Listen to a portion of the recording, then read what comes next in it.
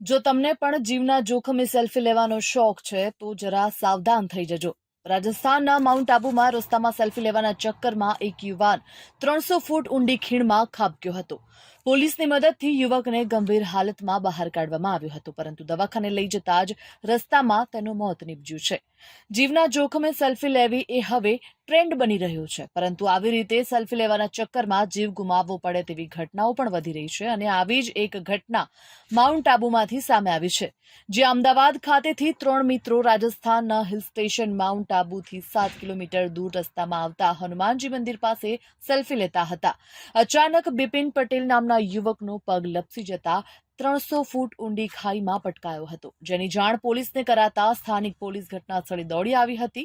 પોલીસે ઘટના સ્થળે પહોંચીને લોકોની મદદથી ખીણમાં પડેલા બિપિન પટેલને ગંભીર રીતે ઈજાગ્રસ્ત હાલતમાં બહાર કાઢ્યો હતો। તેને તાત્કાલિક સારવાર માટે દવાખાને લઈ જવાની વ્યવસ્થા કરાઈ હતી, પરંતુ તે યુવક દવાખાને પહોંચે તે પહેલા રસ્તામાં જ તેનું મોત નીપજ્યું હતું। હાલ તો પોલીસે અકસ્માતનો ગુનો નોંધીને આગળની તપાસ હાથ ધરી છે।